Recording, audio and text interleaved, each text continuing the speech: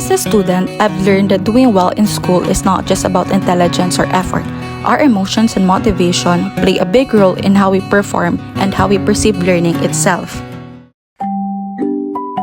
What motivates me to learn and perform well in school has always been a mix of personal goals and inner purpose. There's this desire to grow, not just intellectually, but also personally and emotionally.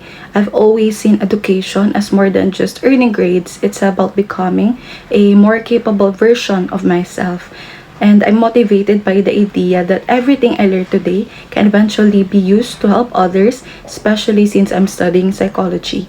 And my family is also a huge source of motivation. Seeing their sacrifices pushes me to make every effort count. They remind me that pursuing education is both a privilege and a responsibility. Lastly, I find motivation in the sense of fulfillment that comes from learning something new and realizing that I can apply it in real life. Emotions have always had a huge effect on how I learn. Positive emotions like curiosity, excitement, and even pride make studying more enjoyable and effective. For example, when I genuinely enjoy a topic, I notice that I remember it longer and can apply it better. But there are also emotions that can make learning difficult. I felt anxiety before exams, frustration when I can't understand a lesson right away, and even exhaustion during busy weeks. Sometimes self-doubt sneaks in, especially when I compare my progress to others. One situation that had a strong emotional impact on my performance was during our experimental psychology course. For our final requirement, we were tasked to write an individual IMRAD report covering chapters 1 to 5 based on the experiment our group had conducted. At first, I felt genuinely motivated because I was interested in seeing how our experiment's result would turn out. But as I started working on the report, I began to feel anxious and pressured. Balancing multiple subjects while trying to meet every chapter's requirement felt overwhelming. I became so focused on getting everything perfect that it drained my motivation. However, after reflecting on why I started and talking with my classmates who were going through the same thing, I regained perspective. Gradually, I learned to break the task into smaller, manageable parts and to celebrate small progress. And by shifting my mindset from I have to finish this to I get to learn from this, I was able to complete the report successfully. That experience taught me that emotions can either hinder or strengthen performance depending on how they're managed. The experience I had in our experimental psychology final requirement can best be explained through self-determination theory by Deci and Ryan.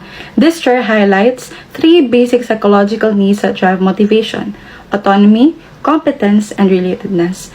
At first, my sense of competence was challenged. I doubted my ability to meet the high standards I set for myself, which lowered my motivation.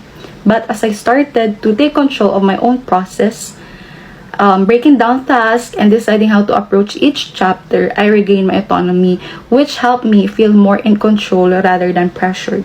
Meanwhile, the relatedness aspect came in through my connection with classmates who were also struggling. Knowing that I wasn't alone made a huge difference.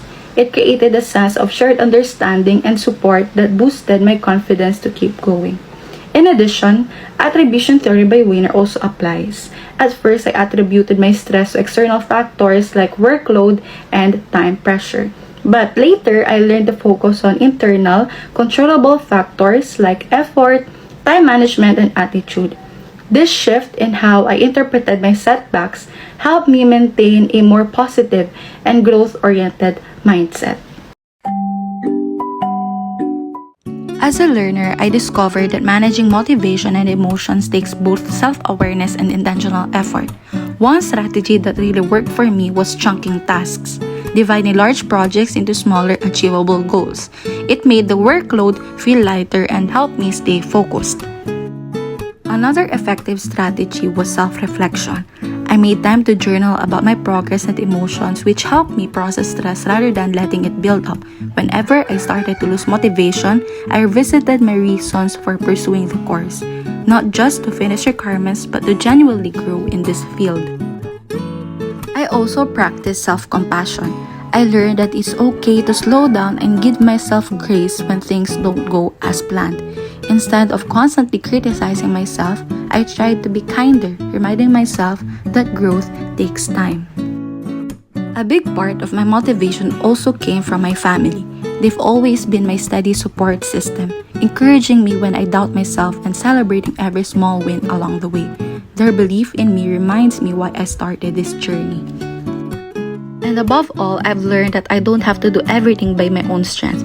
Prayer and faith in God have always been my grounding force whenever I feel anxious or overwhelmed. Taking time to pray and read the Bible gives me peace and perspective. It reminds me that my effort have purpose beyond grades, that everything I do, I can honor Him in some way.